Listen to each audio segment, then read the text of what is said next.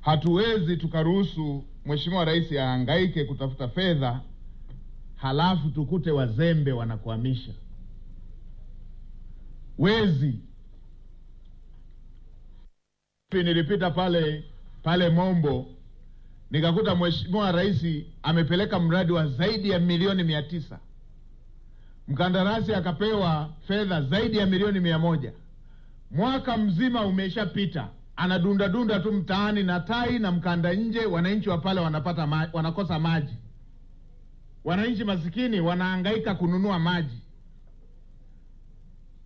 Alafu kiulizwa analeta janja kwamba muende mahakamani sijui fanye. Tumemkabidhi fedha sisi wenyewe, tunachunguza kitu gani hapo? Hamna uchunguzi.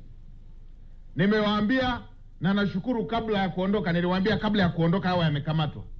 Niliwaambia mkamateni, asiwe huru mpaka atapike kwanza hizo fedha.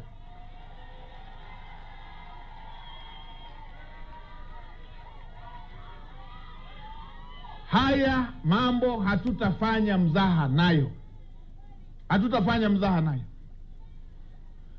Nimepita pale Tanga, wamepewa fedha ya matundu ya vyoo tangu mwaka jana, kujenga matundu ya vyoo, kujenga madarasa. Wamekaa na fedha tangu mwaka jana. Mkurugenzi yupo, afisa elimu yupo. Wamepiga mkanda nje, wanazurura, watoto wanakosa vyoo, wanaenda kujisaidia kwa foleni.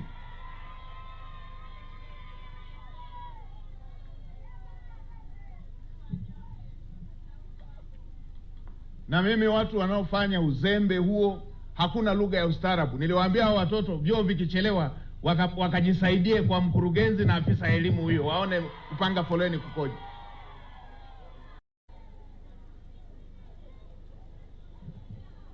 Ndio nimefika Muheza, milioni 443 wamegawana fedha ya mradi.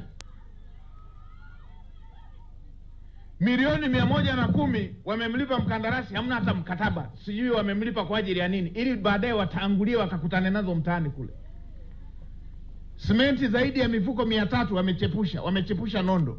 Nimemwelekeza waziri wa TAMISEMI akae na mwenzake wa utumishi, wafieke wote pale kwenye wilaya ile, waanze upya.